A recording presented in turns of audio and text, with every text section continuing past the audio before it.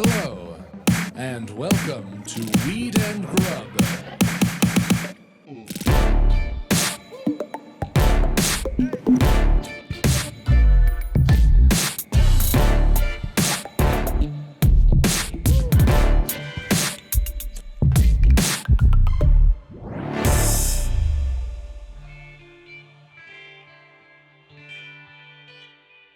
Well, the results are in. Oh, okay. As of this recording, Mm-hmm. Kermit is Jewish. Wow. Yep, Kermit's Jewish. We had 653 votes, and it came down to Kermit is Jewish, 55% yes, 45% said no. Okay. On Instagram stories for a 24-hour poll. What precipitated this poll, may I ask? I was thinking a lot about the Muppets. Okay. And I was like, great. I wonder what they're based on. And then I started texting Joel Hadley Okay. at Brother Elephant. And I was like, hey, who are the Jewish Muppets? Because he just got back from Israel. And he's like, Statler and Waldorf, hands down. And then I DM'd Greer. Mm-hmm. And I was like, do you think Kermit's Jewish? And then Joel was like, Joel was like, I don't think Kermit's Jewish. And Greer was like, I think Kermit's Jewish. And I was like, we need to poll. And he's Jewish. Got it. Yeah. So I thought I would just, Kermit, let the world know. You heard it on Weed and Grub. Yeah. First, Kermit is Jewish. Great. So anyway, I don't think my interview at CNN or Fox News went well. This is the kind of hard-hitting journalism I'm bringing to the table. Breaking. Henson family denies. Yeah, that'd be it. Kermit is not Jewish. No, he is not circumcised. He did not get a bar mitzvah. Yeah. I mean, it's a strange time for that kind of story in the news because of that dude Santos who was like, I never said I was Jewish. I said I was Jewish. Kermit the Frog here to let you all know I am Jew-ish. That's a good Kermit voice. Thank you. Nice. Wow, that's a really good Kermit impersonation. Yeah. Thank you. Good. Or we'll do a Joel a Gandalf clap. A Dumbledore clap. Dumbledore clap. A Dumbledore clap for that. Good job. Thank nice you. Work. Well, what up, Mary Jane? How's it going, Mike? Good. Welcome to Weed and Grub, everyone. This is a podcast about comedy, Cannabis, culture, cooking, calling shit out, and cartoon frogs. Oh wait, no, he's not a cartoon, and that was a terrible impersonation. I think it was pretty good. And a good design with our very important bud, Jordan Wannemacher. Yeah, covers. Covers, hot food talk, sexy design talk, so much. Cool friends. Very fucking cool friends. Yeah. Can I say one more thing about Kermit before we move on? I want to talk about the Muppets a lot more, if you Okay. don't mind. Great. But yes, please go ahead. So the one thing that did bother me that I'm just going to call out because I can talk about things freely on here Okay. is the joke of Kermit can't be Jewish, he eats pork, meaning Miss Piggy. Is now. so hack and tired. Oh, wow. Let's just let that never be said again. I've never heard anything like that. That's crazy. It's crazy, and it's also like such a small subsection of Judaism is being kosher. Like, I don't like the idea of like Jews don't eat pork, and then therefore Kermit is not Jew. Like, the whole thing to me was weirdly bothersome, and I got defensive quite quickly because, I love a BLT more than anything in the world, and I'm Jewish. But well, also the implication is that you wouldn't be Jewish if you like went down on someone who was like not. I don't even know what it's really saying. It's just trying to be funny, and I was like, oh, do a lot of people think that like if you're Jewish you don't eat pork? Right. Is that like, that's a weird stereotype to me because it's about being kosher. It's not about, which is a part of Judaism, but not everyone who is Jewish is kosher. Right. Do you know what I'm saying? I do know what you're saying. Yeah. And so I thought I would just call that out on here. So if you think that all Jews are kosher, you wrong. Also, your joke is tired. Also, thank you for voting. I really needed to get to the bottom of that. There's so much in there. Do you really, have you encountered that sort of like dumb thinking, that narrow thinking of like, Well, I think like it's an easy joke to make, so I have no problem with that. Love an easy joke. Sure. Love a first thought. But when it continued to happen over and over, a part of me was like, is everyone coming up with the same joke and I'm living in Twitter hell? Or is this some kind of weird like ethnic or racial fucking dumb stereotype?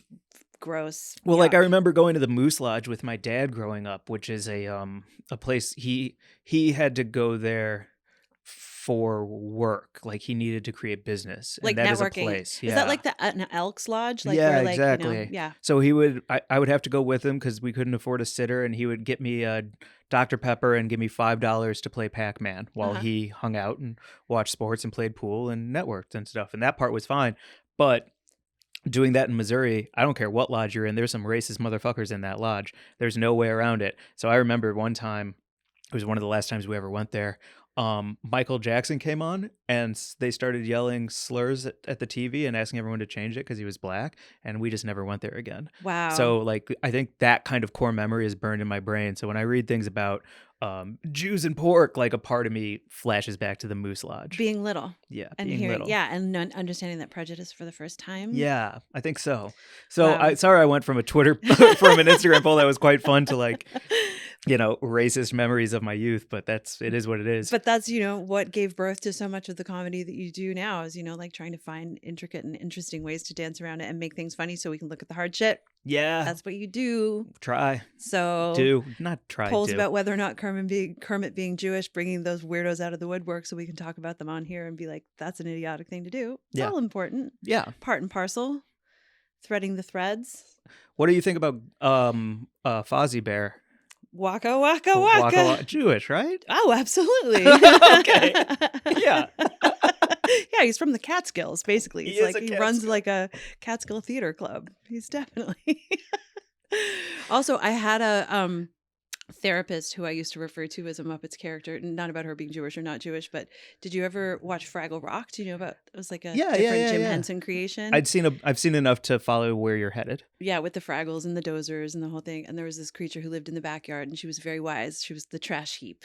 And she would just sort of like come up and she was this amazingly designed character. She had these sort of like cat's eye glasses and she would come up and be full of trash. And then she would like say these nuggets of wisdom and then settle back down into her trash heap.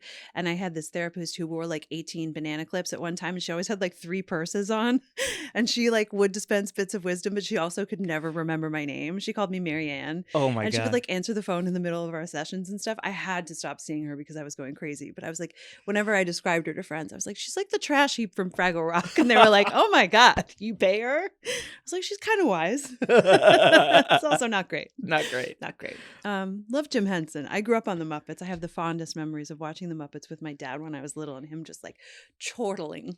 So The movies, the show, all all of of it. Yeah, Babies, the babies? Not so much the babies, but the Muppet Show, definitely. And then the movies, for Yeah. sure. Like seeing those rats skating around on butter pats on the griddle in Manhattan was one of my earliest memories of watching a movie with my dad and him just being like, oh. I was like, this is amazing. And that was my idea of New York for a really long time was the Muppets. Oh, that's magical. Yeah, truly. Like when I moved to New York, I saw it through those eyes. I was like, oh, it's like, those cute rats skating around on butter. That's, just down the street. There's one right now. Yeah, they're friends. Skittering Hey, from pizza dumpster rat, to what's dumpster. Yeah, that's awesome. Yeah, well, that actually fits into our news story because it's about New York. Yeah. The Grub Gazette this week, and also our guest is from the East Coast, so it's all part and parcel. But this week's story is about the second cannabis dispensary that is opening up in New York City. And we talk about the first one with our guest, Jordan. So Housing Works, which is a nonprofit, got the first retail cannabis license to open up in New York. And the second one, High Times is reporting, will open up in a month, and it's called Smacked. Gothamist reports that a new pot dispensary will open up after a local community board voted unanimously last Wednesday to endorse the store. Regulators in New York have approved 36 licenses total for recreational marijuana dispensaries. So that's not very many for a very populous, very huge state. That's the state, 36 in the state. Yep. The first Okay. 36 licenses were issued under the state's Seeding Opportunity Initiative, which ensures, and this is very cool, that New York's first legal adult use retail dispensaries will be operated by those most impacted by the enforcement of the prohibition of cannabis or nonprofit organizations whose services include support for the formerly incarcerated, which is a really long way of saying it's going back to the people who were most harmed by the war on drugs. Okay, so they chose 36 of those. Those were and the first. Houseworks is one of two of them? Yeah, well, Housing Works was the very first one to open, and that is a store that's located in the East Village. And Housing Works is a nonprofit, and they provide services to individuals living with HIV and AIDS, and that opened on December 29th, that new retail cannabis store. And the second one, Smacked, will be opening up very soon in the West Village, Greenwich Village. Massive. Also great Yeah. location. Great fucking location. And I can't wait to visit because Yeah. it'll be so nice to just like go and buy legal weed from a place that's hopefully the profits, whatever they're able to retain after the taxes and regulations, are going back to the people who need the most help. Yeah. Well, we have a deeper conversation about that with Jordan. Yes. In this intro, I will say, based on the fact that they're opening a second one, tells me that New York is trying to do things right, give licenses to small businesses with their hearts and pocketbooks in the right place. And those places are being supported by people Yes. in enough and making enough revenue that they can open up more. And hopefully this is like New York is on the right track for doing really great. Hopefully with quadruple, like 36 times 4, whatever that is. You Well, know? I think we're all really hopeful that they're doing it right. I think they are taking it slowly, and that's great. And that it is just 36 licenses, and each of those licenses will go to a different group. So it's not like, oh, if you do a good job in this location with this store, you're going to necessarily get another license to do the same elsewhere. Oh, room for more folks. Yeah. Cool. Yeah, and I think they're trying to be really fair and equitable. And I know our friend Christina Bucola has been involved. Shout out Christina in getting some of those places to come online. She's been working on the legal side as an advisor. David Holland, another wonderful friend of the podcast, has also been a legal advisor for some New York State businesses. And, you know, people are just on the ground doing the fucking hard work right now to make sure that legalization is going to benefit people and not just be a disaster like it is in some states that we don't need to get into because that's all I shout about on here sometimes. And So. if we live in them, so what? So what if we live in California where everything's a flaming dumpster fire? It's okay. It's okay. It's all right. I at first I wanted to roll my eyes about the 36 only for an entire state like New York, which Sure. is like, Not many. I mean, the Muppets live there. Like we need Right. way more, right? The Muppets need weed. The Muppets need weed. God, I would smoke with all of them.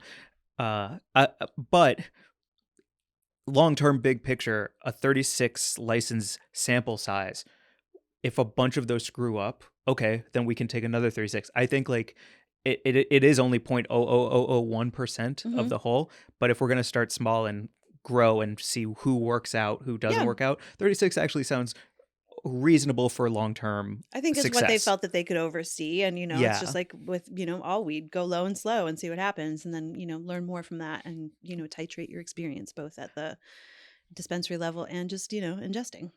Damn, really well said. Thanks. Fuck. Do you want to get to our guest on that? I can't follow that. Yes, I do. Yeah, that was our Grub Gazette, and we get into a lot of fun stuff with Jordan. So our friend Jordan Wannemacher came into the studio. She's an incredible designer, all around great human, friend of the pod. Moving here. Fucking cool hang, basically moving here. Basically Reach around for moving, and to yeah. what she says, yes. And has the best musical taste of basically almost anyone I know. So not to put Joel Hadley aside when it comes to music. I look to Joel and I look to Jordan. Yeah. I hope Joel, by the way, Joel, if you're listening, you're having a good time in, where is he? At Taiwan. At this point, yeah, he's somewhere over there. One of 3 places that all sound amazing. Fuck yes. Yeah, I don't want to dox him because, he's got a lot of lovers out there. Sorry for the tangent. We're high. This is our introduction to our interview with. Yeah, I actually almost yelled her name to ask her if she thinks Kermit is Jewish to intro this one. Oh, right. Do you want to do it? She's no. Okay. I want to poor Jordan. She's over there smoking a joint and trying to just hang out. And we're screaming at her. Is Kermit Jewish? She's like, guys, I got to rap and eat. Okay, then without further ado, here is our interview with Jordan Wannemacher. It's 4:20 as we start out smoking and hanging with you, Jordan, on Weed and Grub. I'm so excited. This is like the first time I think that we've ever done like a long time symbiotic relationship between a friend of the pod just then like happening to be in LA and being on the pod. It's true. Like, how when you're listening to a podcast and you fantasize that you're on it, I have been doing that for years. And I'm like, well, when I'm on Weed and Grub, like I like through the pandemic, you guys were like my friends in my earbuds on all my walks. And like, I have a totally parasocial relationship with you, Mike. Like, what is that? Is that bad? What does that mean? No, parasocial. Is that like a parasite? What does that mean? No, it's like I feel like we're best friends. I know you so well. Like I know your family. Like we're buds, Yeah. But it's totally one-sided. Like a parasocial relationship is like one person has a totally different idea of the relationship than the other person. Like it's like an uneven. Yeah, we don't know each other that well. We don't. We don't. And you and I knew each other for a very long time, only through the internet. Exactly. But at least that felt more real than. Well, and it was very real because Mike. like we got each other through like some like shit in life without ever Crazy. having actually connected like in the real world. But we were very good friends through like an old timey Facebook group, and then for like the better part of a decade, Yeah. we've watched each other grow. Yeah. It was 2016, which was a hard year for everyone involved. Mhm. And yeah, we both were having like separate individual crises. Yeah. And also in this, like, this was back when people were still on Facebook. So Yep. I don't- Life disasters. This like both your relationship together Mhm. is to me like the thesis of what Weed and Grub was started for, which Oh. is the idea that we can connect with people, like-minded people, because Mhm. otherwise why would you listen unless you just get mad at us?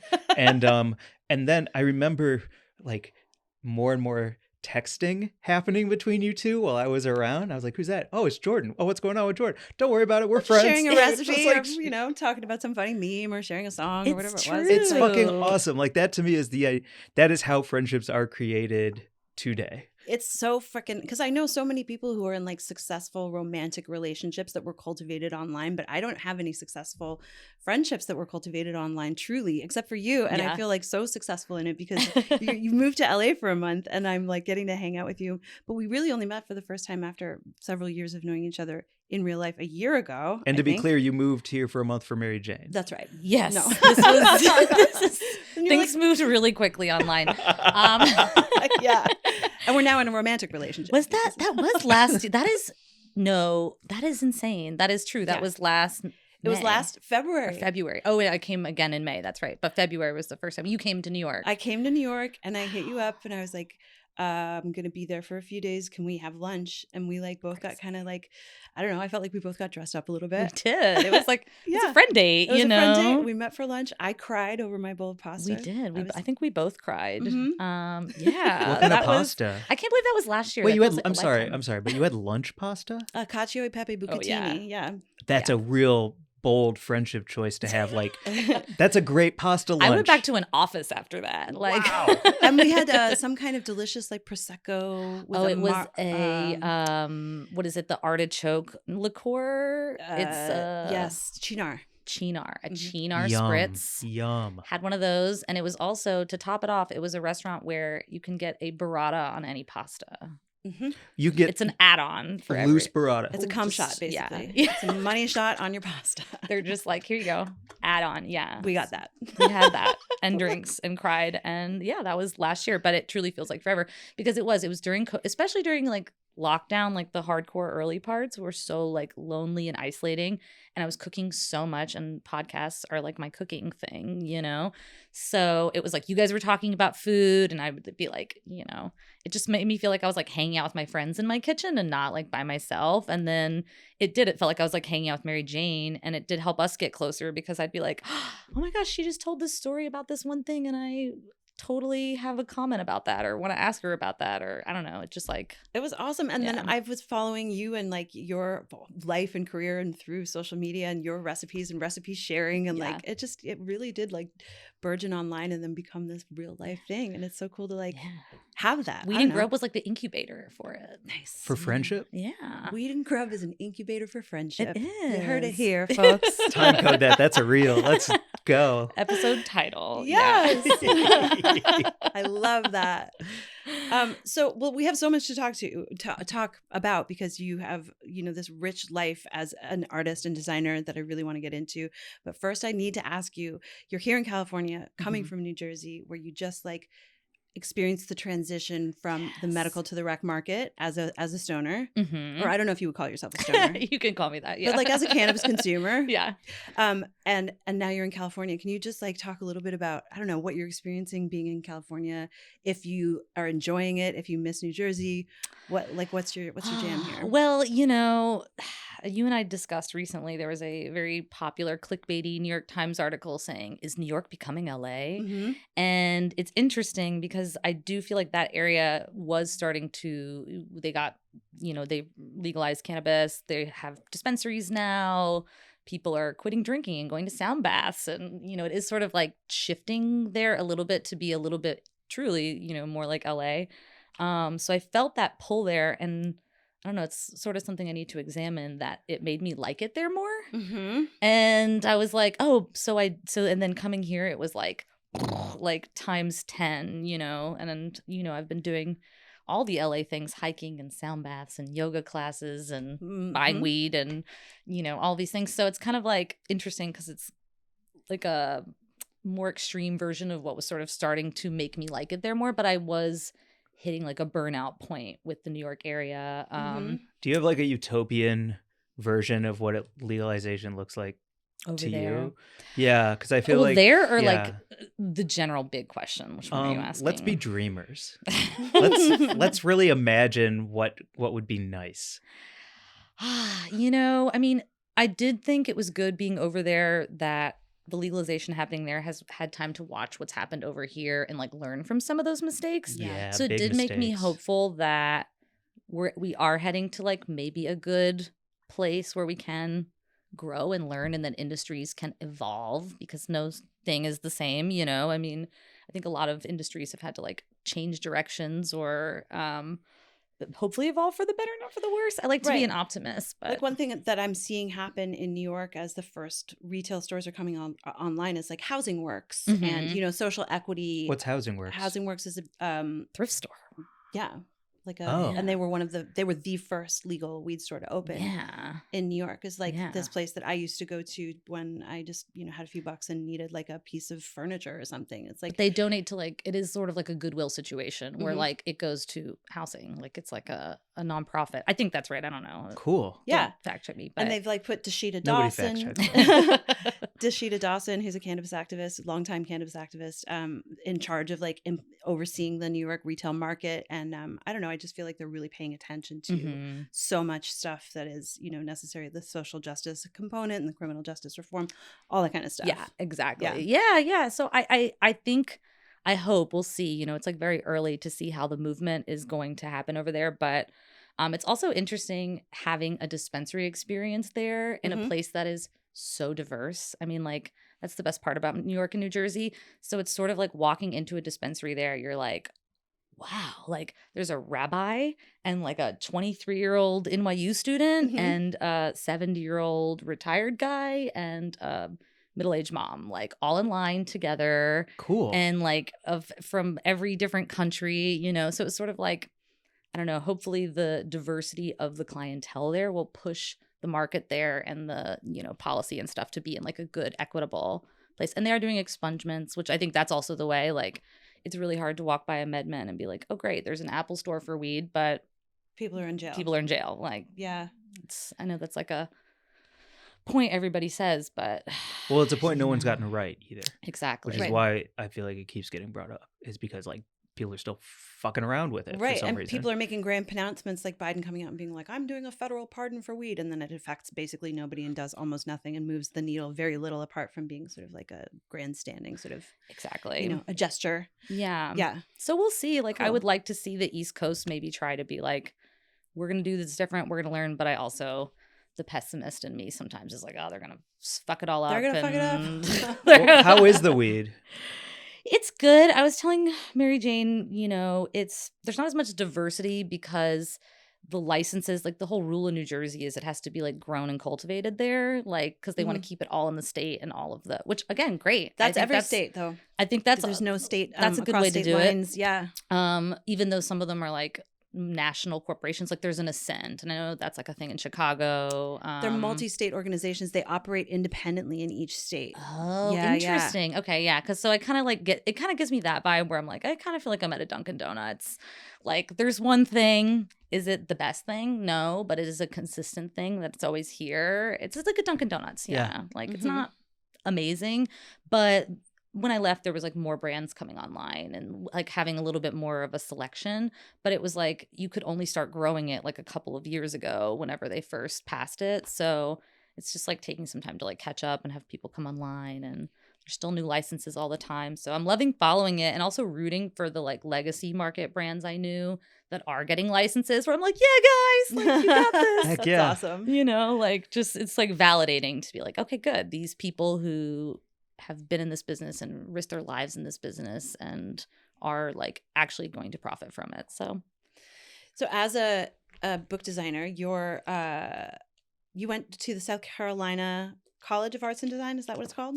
Savannah College of Art and Design. Savannah. Fuck, I It's thought very I had it. confusing because I am from SCAD. South Carolina. Yes. So. I thought I was going to get there it right. we go. It's not out Savannah of College of nowhere. Arts and Design. Yes, which I is did. such a fucking cool school. Like you and I were talking about it. It sounds like an incredible place. In a magical town. Have you ever been to Savannah? I don't even know the first thing about it. Oh, okay. So it's in South Georgia, like about an hour and a half from Charleston on the East Coast. Beautiful place, super creative. Went there, studied design there, but also studied writing. Like I was really into reading a lot and like wanted to sort of like be in touch with that. And I couldn't figure out which path I was going to go down. And then I kind of was like, oh, I'll just design books because that's both, you know? That's so fucking rad. It's so rad. And you're so, I mean, go check out, we'll put your website in the notes so people can go and like look at your work. Your gorgeous, gorgeous award-winning work. Thank you. And while we're talking about weed, I just wanted to talk about like your eye for design in cannabis and what you see, what you like, and what you see. Oh, you should really, design weed. like I would fucking love companies. for you to have like a little silo on your website where Yo. a cannabis brand can be like, can you come and help me with my packaging? I would love that. Because it's really, there's so much great work happening out there, but there's still a lot of room work to for be done. places Yeah. to get Well, I'm good. really into it because, I mean, book design is packaging design. Like Mhm. I'm designing the package and it's very similar to cannabis design and how that's done. Like the considerations you're making for materials that's my favorite part about print design and why I haven't really done the whole, people are always like asking me if I can make them a website or if I want to make them a logo, and I will do those things, but that's not like, I'm really focused on print because I love like foil and embossing and like soft touch matte.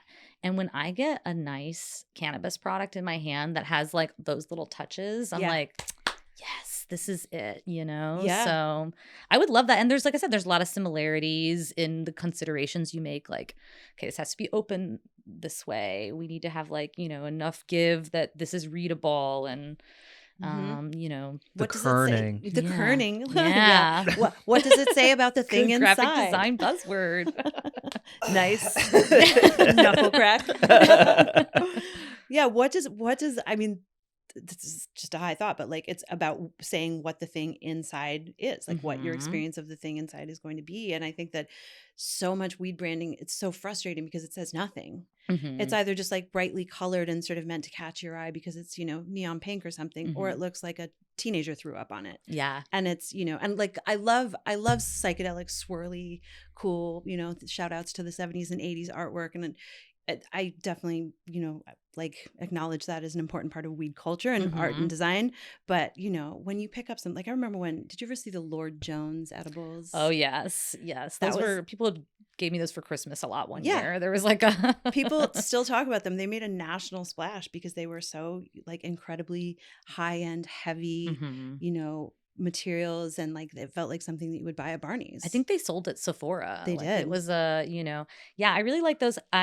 A great example of one that I love is a shout out New Jersey brand, Miss Grass. Yes, love Miss Grass. You I think said you had We met you'd when the she was owner before. launching her whole thing. Yeah. Yeah. So I think she's based in California now, but was from New Jersey and is a recent brand that's come online there. And her packaging is stunning. The pre-rolls, it's like a soft touch matte with these really cool neon colors.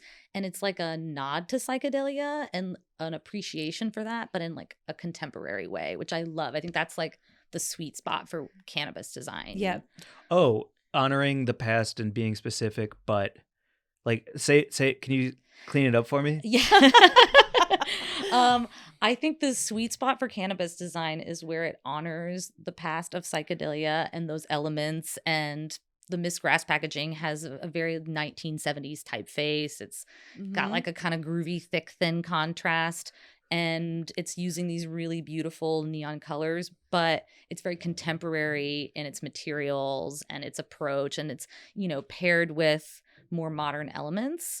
So I just think, you know, it's like respecting the past, but also looks like something you're buying in the year 2023. That's so cool. I'm learning so much just hearing your thought process Right. for how design ticks to you. Yeah. I just know when things look dope to me. I've never been able to speak to somebody who can really break down what you're doing to my brain. Can you actually go into that? Because I remember when you were talking about, you were designing maybe a show poster or something, and you were saying how much you loved the Golf Wang, Tyler the Creator's Futura, branding. best font. Mhm. Futura is the best font. Great, sharp, pointy edges on the terminals. What else did you like about Exactly. it? There is a pleasing symmetry to it, even though a G is not symmetric. So like the hoop of the top of the G and the bottom of the G are pleasing, but they're sharp. Okay. And then are they terminals? That's what the That's corners the are terminals called. of the edge. Oh, yeah. A nice Mhm. wide terminal, Wow. but not so wide that it feels bold. Okay. It's just like the right amount of terminal, and the spacing between the letters is like a half of the size of each letter. So like if the G was this big, the half space between them would be half of the size of a letter. And so all of that to me shows like a minimal simplicity, but also a modern way to go about it. And also it's fucking easy to read at the end of the fucking day. At the end of the day, exactly. It has to still be user friendly. Mhm. And that's a big part of it is usability. I had a professor tell me this in college one time. He said that art, like fine art, is like masturbation and design is like sex. Sex has to work for more than one person. It Okay. has to, it's not just about you. You have to make sure that it like works for more than one person. So if it has to be usable, it has to be approachable, it has to be something other people can understand. Your art, that can be just for you. Nobody knows about it. Nobody else has to get it. Like you can be free with that. But design has to be more people, user-centered. That makes me understand why so much cannabis packaging is like an orgy, because then they're like, they're like, let's use every font and every color, and you're all invited. Everybody's here, yeah. But it's also like the Everybody's here. experience of using the cannabis product. Like the pre-rolls I was talking about, it's like really smooth the way it pulls out of the case. Like it doesn't budge. Like it's easy for me to, grab one. And I showed it to my friend. She goes, that makes me want to smoke weed again. And I'm like, it's perfect. Like you want to be somebody who carries around these cool little, pre-rolls. So a lot of it's like lifestyle, which you can be kind of like cynical about that. Like, it's like selling a lifestyle or experience right? Rather than, but that's all what it is. It is. It's a tangent, but you give me a new appreciation for perfume and cologne. Oh. Because the shape and size of every bottle is unique and specific. Yeah. And they want that shape to smell like that smell.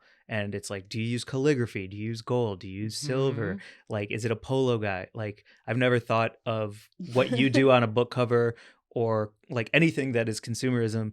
It has to like, everything has to be intentional or nothing's intentional. Yeah. That's fucking cool. And I think in our like Instagram culture and generation, everybody's all about an aesthetic. Yeah. And what something looks like, and what we're all like aware of that in ourselves, and what you post on Instagram and what you're wearing. And Yeah. Did you learn this in college, or is this you were born? Yes. Have you always had an eye for like color and placement and aesthetics in general? What'd your desk look like when you were young? Yeah. What's the man. deal? Yeah, no, you know what? My room growing up was the craziest. I was obsessed with magazines. Actually, that was where it started. And I would cut them up and buy my own notebooks from the CVS and sort of do my own mock-ups. Because I'd be like, well, I only want like these articles. So I would sort of make my own magazines. Wow. And then I would like collage every wall I had growing up. Like my walls were just like crazy, but like being hyper aware of like the balance and having, even spacing between things, like thought like that as a kid. So, which was quirky and weird as a child, but Did it help you with anxiety? That sounds calming to me. it's so soothing. Yes. Yeah. Design is so soothing to just make things all line up and be in a similar color palette. Like it's supposed to make you feel good, Yeah, you're making me think of like, I don't know what your space is because I've never like visited you at home. I've only met you out in the world, but I imagine just like knowing the bits of I do about your home life, I imagine that your whole space is very sort of calming and not cluttered, and you keep like like my space is like super cluttered, and anyone who walks into it is like, oh, I understand so much about why you're like this sort of like hopefully like a fun but scattered kind of mess. And I'm always trying, like right now I'm in a stage of my life where I'm truly trying to get calmer in my space and clutter. What is your house? What's your jam? Like, well, it helps your creativity Yeah. too when you have, and it's actually really hard for me because I really love art and displaying art and design and having like a really decorated office. I'll send you guys some pictures. I Yes. did have a photo shoot of my last, fully spread out studio space With a green velvet couch, right? With the green velvet couch. Yes. Yeah, we're right at home here. I do love the color green. That was always a thing, not a weed thing, but so I like the color green because that's really soothing. So that kind of color psychology to me is important in my office. But I have like one corner that's really designy and has a ton of posters and art and things that inspire me, and lots of books and trinkets and little sort of tchotchkes that are inspiring to me. And then on the other side where I sit is completely blank because I can't have like other visual distractions, or else I can't focus on what I'm doing. Or if I start to look at something else, I start to second guess what I'm doing. So I need like just clean around me, as minimal as possible. Headphone in, headphone out, music, no music. It depends. Oh, music. Your musical tastes. Oh, are music. So... Always music. Okay. Always have music on. I basically only have something playing from the second I wake up to the minute I go to bed. For real? I often watch your Instagram story just to know if I'm missing out on anything. Like I found out about the smile through your Instagram. That which makes is me so Tom happy. York's new project. Was it the one For that you were Radiohead. playing the other night? I don't know what I was playing. No, I was playing Miley Cyrus's Flowers the other night, which I also learned about That from is, your. yes, true. Yes. I didn't know Thomas York had a new drop. Yeah, he and Johnny Greenwood, the other guy from Radiohead, have a new side project called The Smile. They're amazing. One of my best friends and I just flew all the way to Nashville to see them live. Like, Yeah. it was at the Ryman Auditorium, which was like a bucket list music venue for me. But always music. And especially, like, I love certain music to get me in a design flow. Like, I love, like, trip hop or, like, instrumental down-tempo kind of stuff. Aren't you a It's just, Panic like, at the fun. Disco head? No, I'm not. String cheese incident? Widespread panic. Widespread panic. I know. I was like, I know it's one of those fucking. It's got a panic and Panic it's a at the noodle. Disco.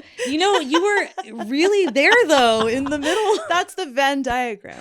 Panic at the Disco. String cheese That incident. is the widespread panic is really the Venn diagram there. I'm so sorry that I'm so Yes. wrong. Widespread Panic. They're from Athens, Georgia. Growing up in the Southeast, that was like the jam band. So that was the one that we would really rock out to. Oh, and that was such a great Weed and Grub connection moment because you were like, it Couldn't was this remember the song, lyric. and I don't know what it was, and it was like it sounded like this, and I was like, Widespread Panic, blah blah blah. Like I knew exactly what song it was. The best. I wasn't about to be helpful, obviously. So thank God for you. Yeah. And to pull that back into design, I remember the cover of that one because it had this like fractal, like it's that kind of foil that glistens and prisms all over the place. Oh. It was very cool. Very Iridescent, cool cover. kind of? Just yeah. foil paper. Okay.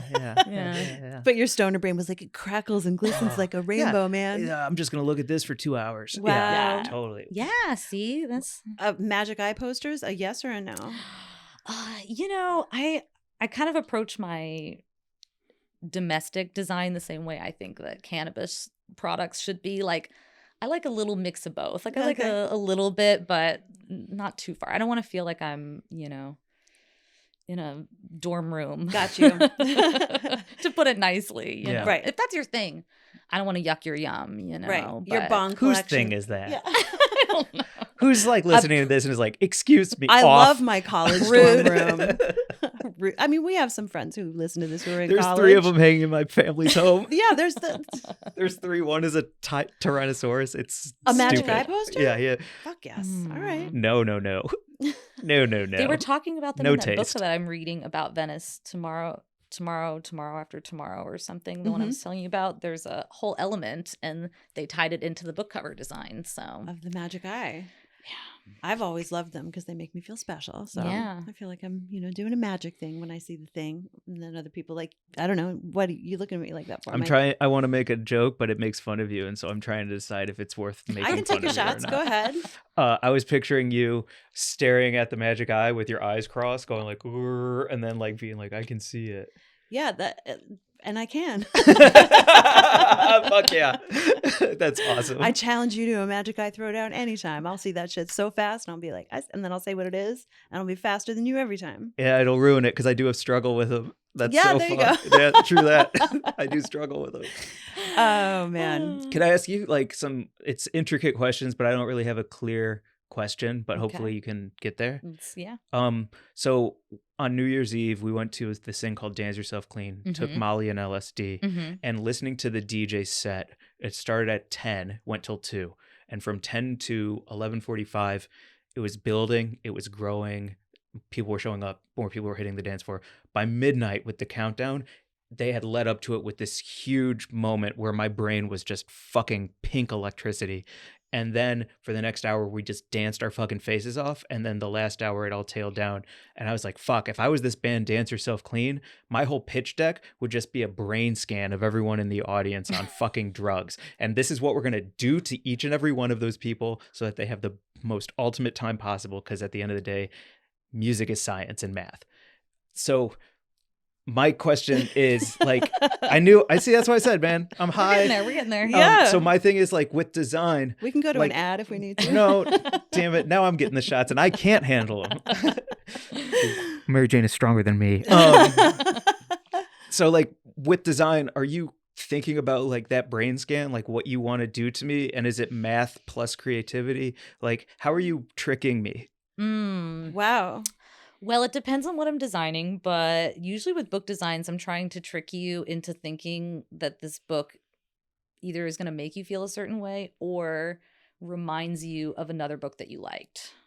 Have you Cool. ever done a book design that was really good for a really bad book and you were like, I'm proud of my design, All the time. but it houses something that I'm going to feel guilty that people actually picked up because my design was so good? Well, Or not guilty. I'm not going to put guilty. that on you. Yeah, no. But like my Better- design, Catholic, there's my enough shame. Not trying to put that on you, but like my design will make people buy this thing that I Don't believe it. don't necessarily believe in. Well, I got really lucky in that the beginning of my career, I worked for Columbia University Press, and I worked for a lot of like university presses, and that's still like a sort of my niche Right. in the world. And what I liked about that is it didn't make me ever have to question that because everything was so important, and it was like great scholarship that I was really proud was somebody was writing and was getting a home and being permanently in the world forever. It's not airport books. No, like these are like, and a lot of it was like, you know, really important stuff about climate change or, you know, gender studies or things that I really care about. So I never felt compromised. But then once I started working in trade publishing, which is more, you know, whatever, there's definitely been, not that the book itself I didn't think deserved a good design because, you know, I still think like writing a book is really freaking hard. And I have a lot of respect for people that do it and make that happen. But, you know, I would afterwards maybe learn about the person and be like, Yeah. Yeah. yeah. It's all collaborative. I mean, I think that's just the interesting thing when you're working in, you know, any field. Truly, there's always going to be someone who's working on the project that you might not necessarily have any interaction with or say in or control over. And you're like, they're just a collaborator and we're all working on it. Not to be specific, but I did do a lot of work for a politician who is now a mayor of a major city. Okay. And I had vision boarded that year that I wanted to do a book cover for a major political figure. Like my dream would be like an Elizabeth Warren cover, you know, like get to go to do something like that. And this Katie was, Porter, are you listening? Yes, Katie Porter, write a book. My name is Wann, you know. Keep going, keep going. Emacher. Find me, freelance. Heck yes. But, you know, it's like something like that would have been so cool. And this ended up being a guy who's like not great and not doing a very good job. And I don't actually think is from the city that he is mayor of. And yeah, that made me feel bad because I put a lot of work into it. And the book is also disingenuous. It's like about some things that I think he's not. You sure you don't want to name him? Let's put him on blast. Or just move on. Do you have to read the whole book to do the cover? How do you get a gauge on what the tone is? For fiction, absolutely. And you also don't want to be stupid and, you know, be like, oh, I put in a strawberry because this is an important symbolism. And they're like, it's only in the first 20 pages and it never comes up again. What are you talking about? Yeah. Like, you really need to know what the whole thing is.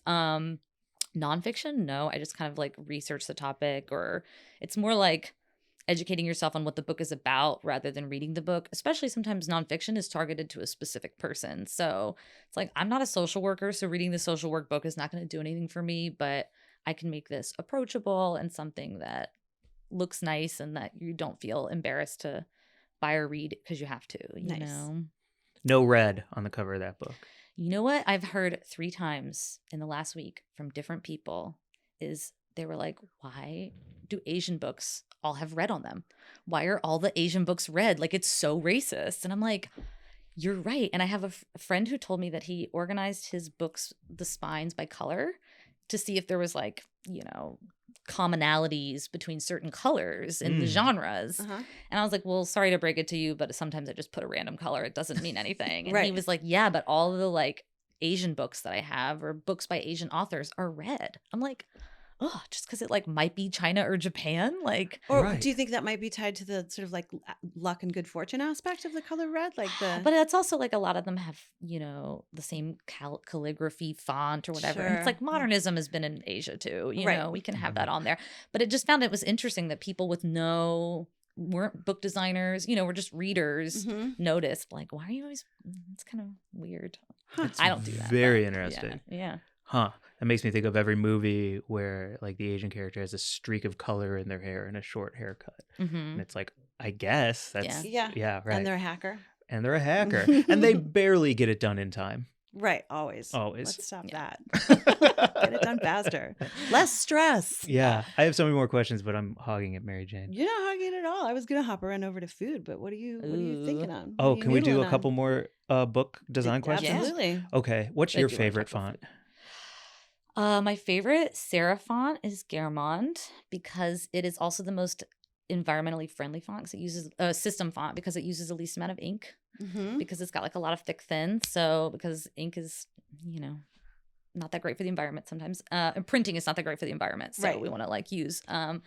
And I really like, it kind of shift around, but I really love Gotham because it was the Obama font. And that was like a big graphic design moment for me where I was like, wow, this is how graphic design can make you feel something. Is like, Hope in Gotham. Yeah. cool? Wow. Yeah, I think that was like the first major licensing they did of that typeface. So I just love what that stands for. And I use it constantly because it's really durable and it holds up small really well. So if I have to like put a tiny little, you know, design credit on something, but I still want it to be readable, it's a good one. I feel like we're in like a master class. We are. Truly. I feel We're like in I'm a being too fucking inside masterclass. baseball here, We're- but Oh, Absolutely sorry. not. If anyone listens to us and smokes weed, they're going to be like, yep, they're That's going through right. pages, looking at all the they're fonts. listing fonts. Garamond This and is Gotham. riveting. Fuck yes. know it. Yeah, they both have good G's. Back to your earlier point.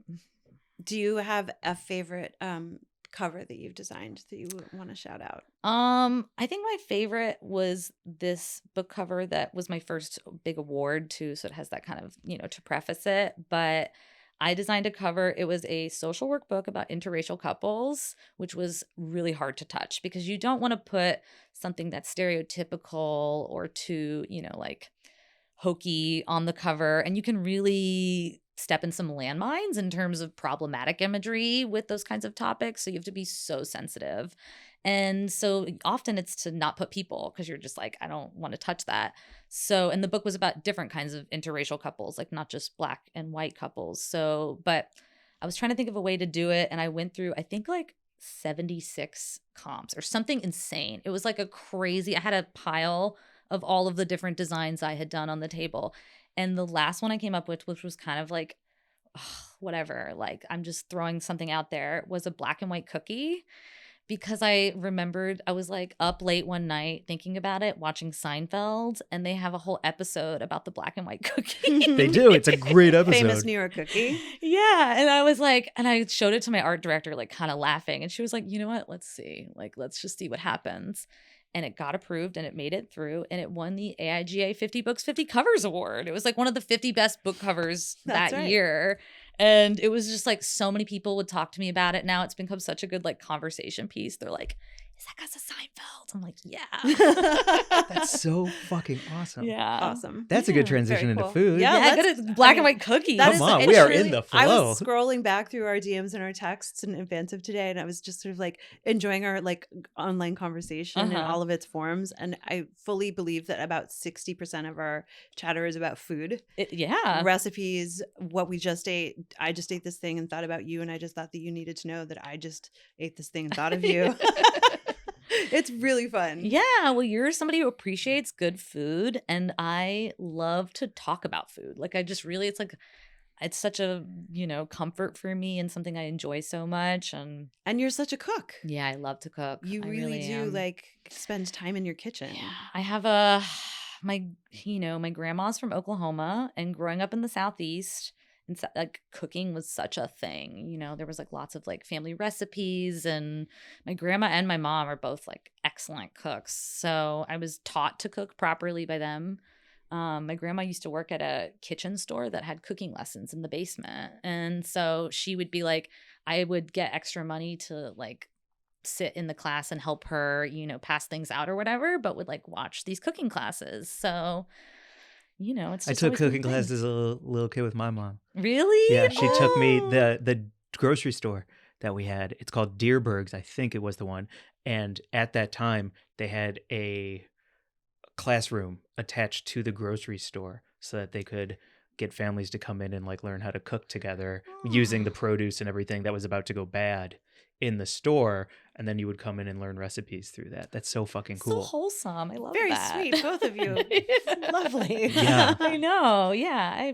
And then of course, like living in New York, like you're a lazy foodie. You don't, it's just like everything is amazing. Everywhere you go is unique and different, and you pass a million restaurants in a day that you wouldn't see anywhere else, So Yeah. that just made me appreciate it so much more, and like the diversity of things. Because I didn't have Indian food until I moved to New York. Like that was, like there wasn't a lot of diversity of that growing up, but it's just made me appreciate it, and I just love a good meal, man.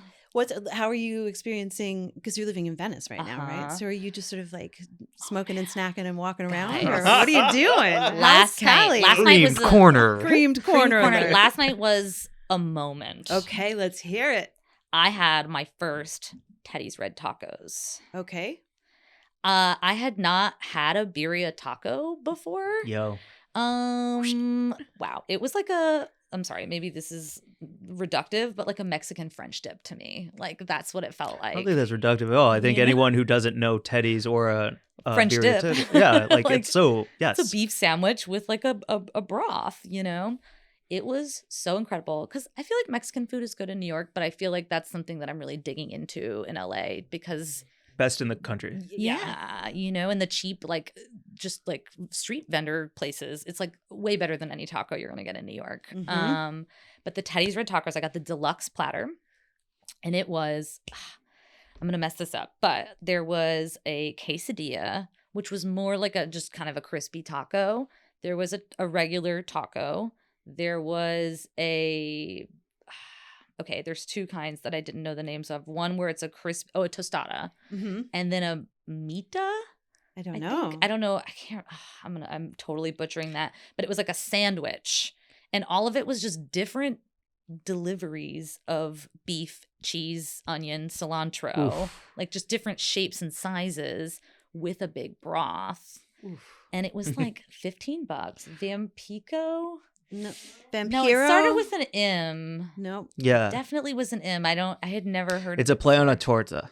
It was like a torta. Yeah. Yes. Yes.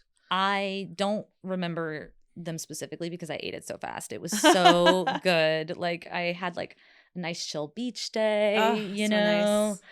Finally had a break from the rain, and then just scarfed down like a 5 o'clock taco platter, and then passed out at like 7:30. It was. Were you a dunker? Were you a drizzler? Did you I was drink dunking. it? You were dunking. I was dunking. And then they give you little tortilla chips too, so you can kind of like eat up the rest of the broth if you Mhm. want. I wish they would take that broth and put it with ramen noodles and birria on top. Like Ooh. I would love a birria ramen. Ooh. That, That- sounds amazing. It would be so good. Pop up time. If anybody were to do that, it would be California. So, you know, that's been really good. Pop up They alert. do. They do, They according to have producer that? Mark. We'll find out where it is. We'll We eat it. need that. We'll bring it back to you. We The need theme listeners. of this year so far is I come up with an invention that already exists, and I get very excited, and Mark says, actually, It exists. Actually, that's I already a Googled it. thing. Unfortunately, yeah. There's like We've had a few of some- those. Yeah, no. So the food over there is good. I've had. I also just really love how healthy it is. Like easy it is to eat healthy here. That like there's a lot of veggie forward stuff, and I'm Yeah. very much an omnivore. You know, I Yeah. eat meat. I don't really have any crazy dietary things, but I really love good vegetables, Yeah. like done well. You and I had that crazy delicious sweet potato curry at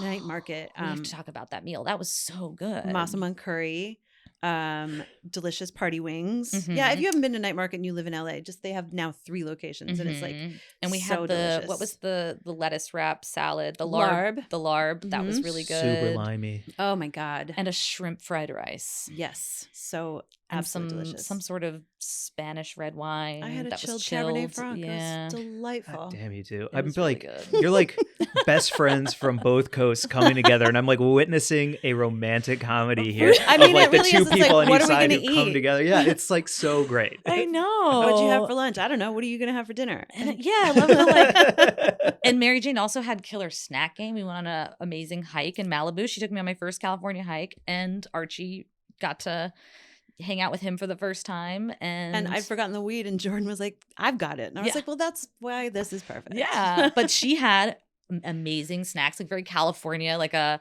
Olipop, those kombucha soda Yep. thing, or not. It's a something like that. I found that salad in a bag, which is basically just salad like in a bag. vegetable chips, but it's like the salad you eat with your hands, which is a total gimmick. that but- was the catchphrase, and it was just freeze dried kale. Like, yeah. I was like, "Oh, okay, a word, great." $26. Yeah, I'll get 2. it was 2 for $7 at Whole Foods. It was on sale.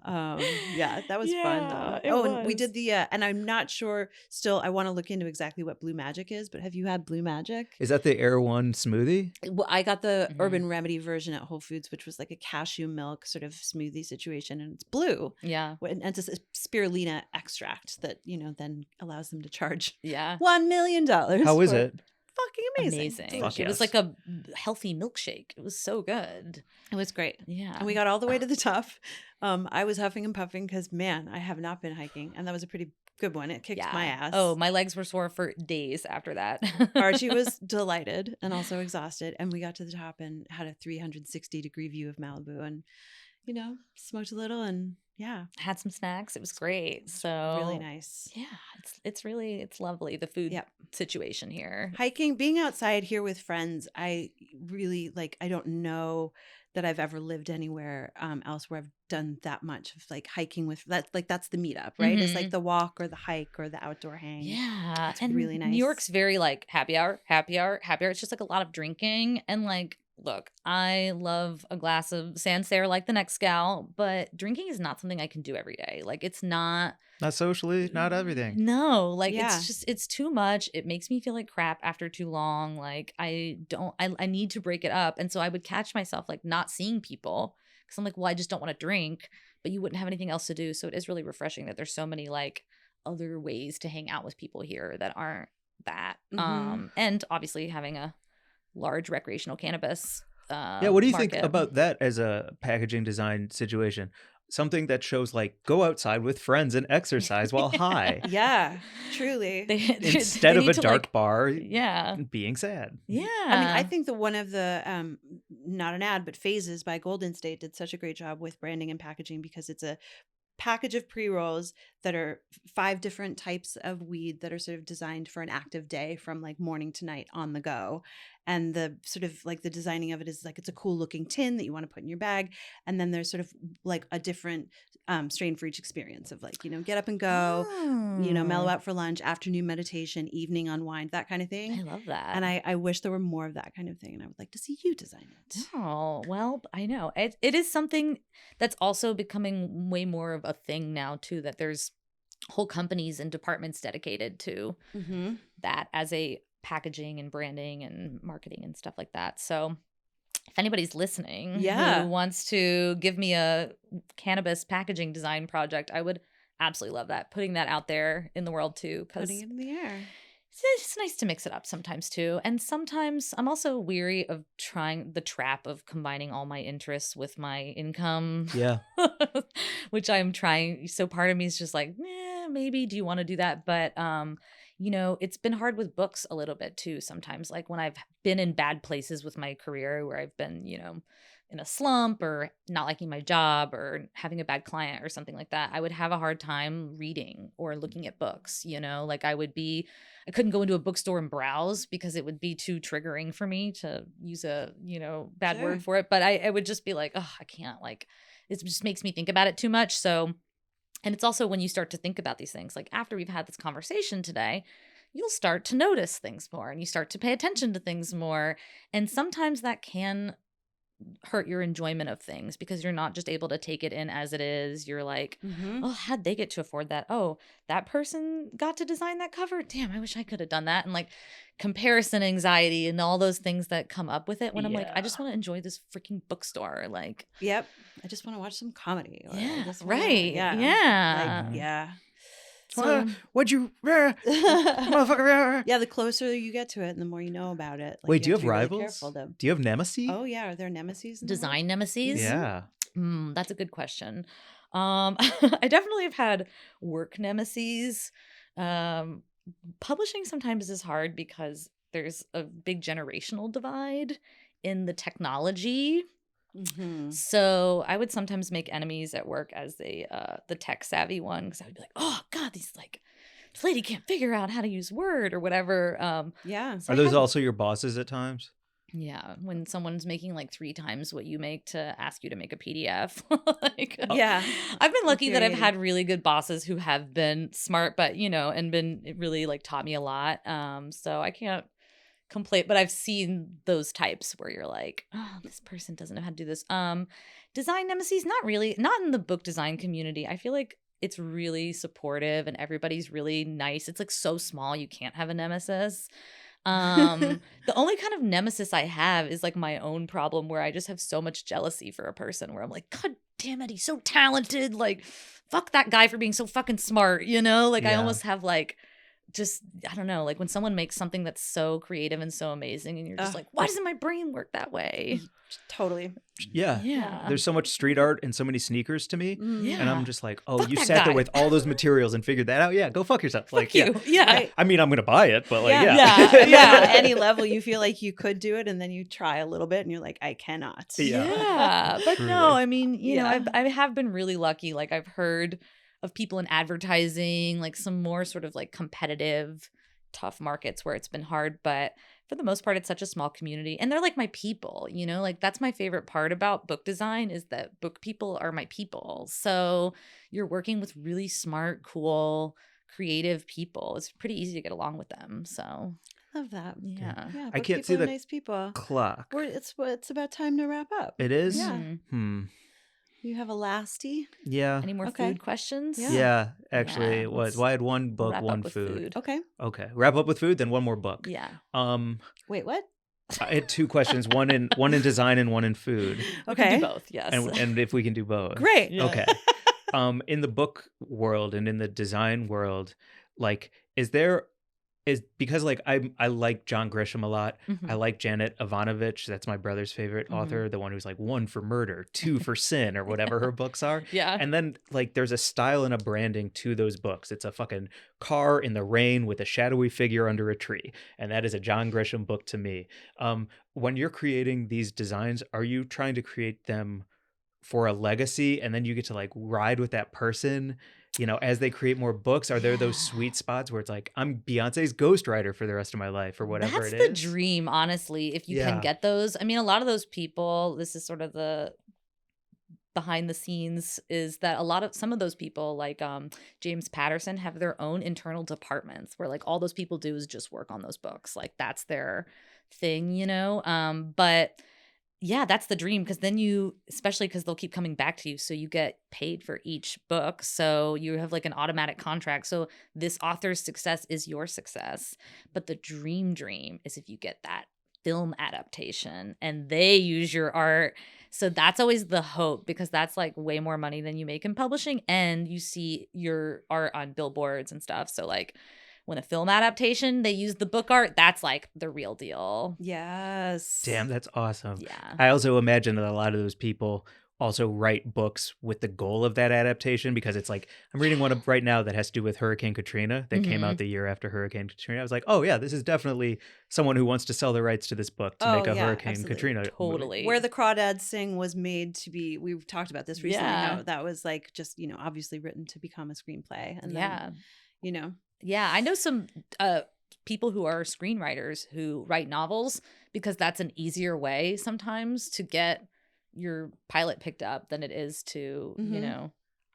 Fucking go cool. that way. Yeah, because it's like if it's a good novel and Reese Witherspoon reads it, you're done. Little fires everywhere. Yeah. Oh, is that a Reese? Yeah. That was a book. her that book was club. picked up. She has her own book club. Yeah. So Cool. if she reads the book and likes it, then she like sells it through her production company, which brilliant. Brilliant. Yeah. Come on the pod and talk to us about it, Reese. Anytime. Yeah. Oh, yeah. Yeah. Will you come back with Reese? Yeah, I'll bring her. Yeah. Okay. We're in both in publishing, you know. We Yeah, all know yeah. each other. We're friends. Yeah. You have a And food food? question? Yeah.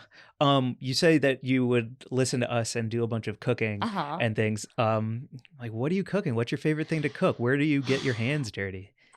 Well, like the good Jersey girl I love cooking pasta. That's like my favorite thing. Fuck yes. One, it's so versatile. You can literally make it like a kitchen sink pasta. Like I have these 3 vegetables that are about to rot with some garlic, some red pepper, some olive oil. You keep key ingredients on, you know, a good Parmesan. Mhm. Are you a grater? Do you? Of course. Are you a hey! grater? As Whoa! opposed to Oh my what? As opposed to what? Who is this guy? Who buys the grated parm? Are you a only grater? monsters? What the fuck are I you just got talking transported about? to a kitchen in New Jersey. Oh my Jesus. god. What are you talking about? What are you talking about? That's like a cardinal sin in New Jersey to buy a grated parm. Like they take their Italian food really seriously, and I learned to make really good Italian food there. So that's like my thing. I like to do a lot of that. I like to make a lot of healthy versions of comfort foods. Like I grew up in the South, so a lot of the food that I grew up with is not things you can eat every day, and things that quite frankly make me feel sick if I eat them now. Like it's just too much. But I'm really interested in like how to still maintain those comforts and make like a really healthy chicken fried steak, and make like a I like to make that with a cauliflower gravy instead of Break a, that down. How does that work?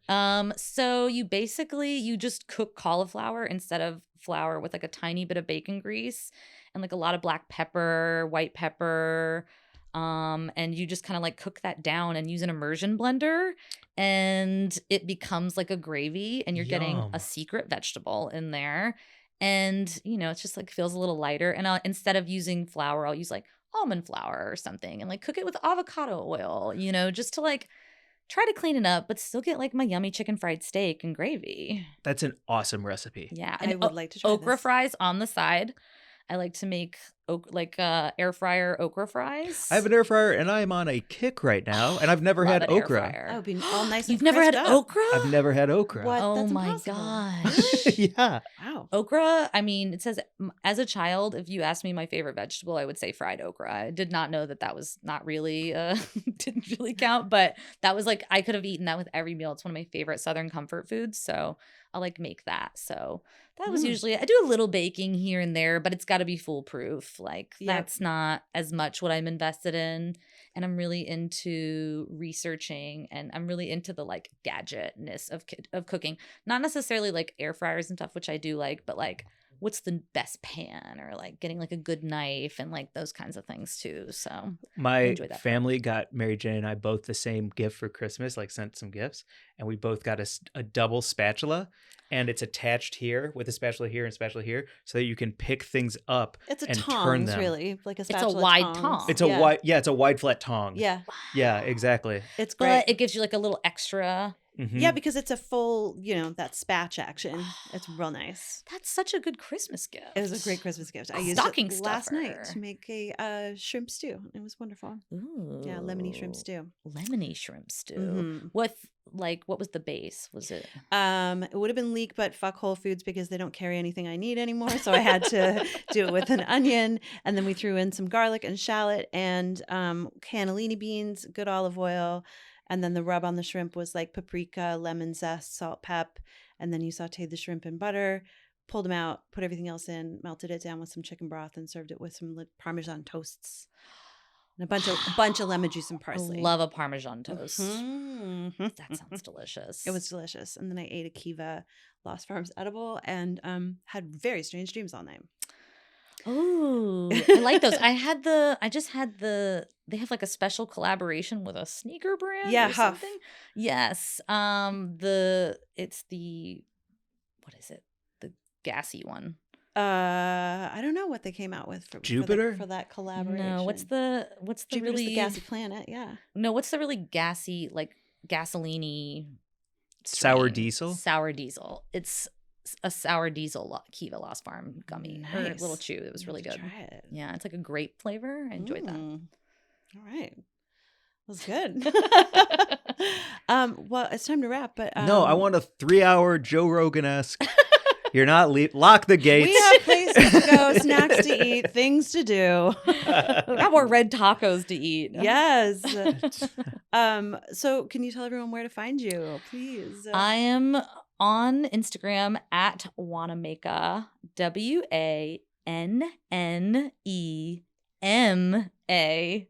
WANNEMACHAA. Which is a play on your last name. Play on my last name, Wannemacher. Looks like Wannemacher, but it's pronounced Wannemacher. It's actually pronounced Wannemacher, but we're not. We have a low bar here. It's a super low bar to get your name right. That feels reasonable. Yeah, right. So I'm on Instagram. That's really it. That's like my only. And your website is social media. jordanwannemacher.com. JordanWannemacher.com. But I am very active on Instagram. I post a lot of book design work there.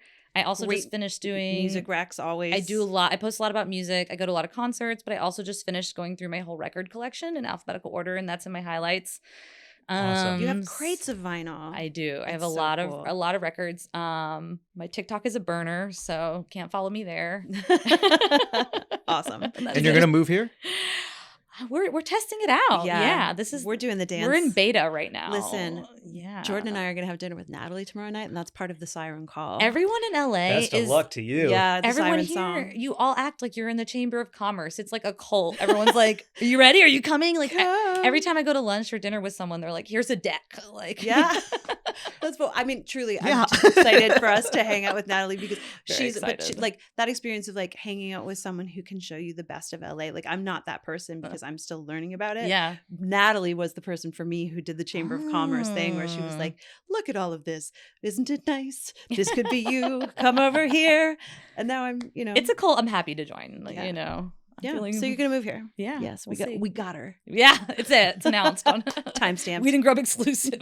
Got her. Got her. Nabbed her. Can you return that Tupperware to Natalie for me? No, you have to get it back to her yourself. Oh, real quick, do I get a butt of the week? Yes. Do you want to do a Can butt I of the give a week? butt of the week? Let's do butt of the Absolutely. week. Okay, I was thinking about it earlier whenever you guys were asking about New Jersey, and I just saw this last night on Instagram, so I want to shout it out. At Brown Box, it's BRWNBOX is their main page. They're a women of color owned cannabis company in New Jersey. They have been doing amazing infused cannabis events, like they would do catering and stuff like that. The Farah and Almaz are amazing. They have been doing so much for the community in New Jersey. They just opened Brown Box Events, which is this beautiful event space where they're having like wellness things. They're in Orange, New Jersey, and it's just like they do so much and give back to their community and are just such a badass like women-owned cannabis community in New Jersey. So they have like a bunch of different side brands, but Brown Box at BRWNBOX is their main page. So They're fucking awesome. they're Follow. really cool. That's Yeah. dope. Nice. My butt of the week this week is not Mary Jane because I love that Tupperware returned if possible. She made me an olive oil cake and it was so good. And Mary Jane brought it all the way to my Natalie place. did. Natalie made Uh-huh. olive oil cake. Yeah. Mary Jane brought it all the way to my place. And now you want me to return the Tupperware? Hell no. You get that back to her yourself. My butt of the week this week is I Hate Eric Wilson. It's our bud, Eric Wilson, formerly of the Tender Friends podcast. As of when this drops, I will have hung out with you all afternoon watching the WWE Royal Rumble at your place. So not only are you my butt of the week, because I know we're going to have eaten chicken tenders together, smoked a ton of weed, and also thanks for inviting me over for Royal Rumble. Also, I hope that you get your staff job this year because your Billy Joel script is incredible and you deserve to be a staff writer. And if they don't fucking hire you, they're fucking idiots. So follow him at I Hate Eric Wilson. Yes, he's the fucking best, Eric. My butt of the week is Evan, and I always want to say it the wrong way, so I hope this is the right way. Nison. It's Nison. Evan is the founder and CEO of his own PR company, and he's the vice chair of Normal in Jersey. And I met him in probably like 2013 when I think he was about 21 years old, and he was doing like cool fucking policy work and reform work. And now he's just heading up a bunch of amazing reform efforts. And he's also running like one of the PR companies that I look to when I'm like, who's representing the good guys? Like, I don't know if he would want me to say that, but he is just like setting a standard, I think, in public relations and policy reform for cannabis at a federal level. But right now he's working out of Jersey. So Yes, he's my butt of the New week. Jersey. And you can follow him.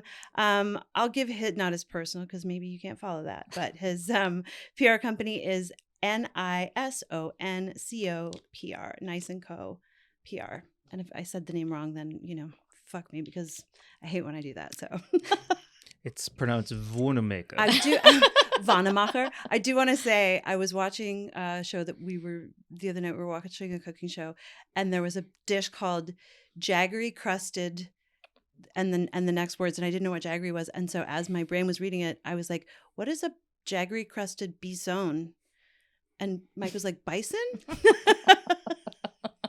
And I was like, my brain just doesn't know what these words are, and he's like, "It's bison."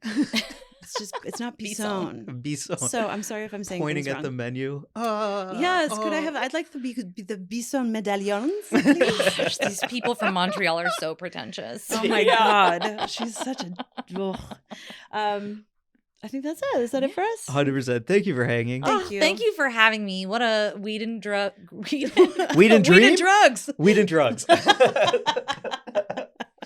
Weed and Grub dream come true. This was so fun. Such a And delight. it's, we can all only hope to sit with our favorite podcast. So. And hang out more all the time. Please come Yeah, back. And of also, course. I'm putting it out into the air at the end of this app that we get to collaborate professionally in some design, be it comedy or print or some Weed fucking and Grub cookbook capacity. I'm just Maybe. saying. Yep. Is that a thing? We'll Yep. do it. Putting it out there. Fuck yeah. Follow us at Weed and Grub on Instagram, at Mike and Mary Jane on TikTok. Right? WG@weedandgrub.com is our email. Yep. We may be changing our Instagram. It's so funny that you just said that. We're in the process of maybe changing it, but Yeah. we'll put it in the show notes. We're hoping to get WG Pod. If anyone out there has the hookup on Instagram, so we can change. Yeah, It's we can we're get verified, flagged. so it's It's like crazy. a big. What's It's wrong, hard Mark? Come now on. that we're verified.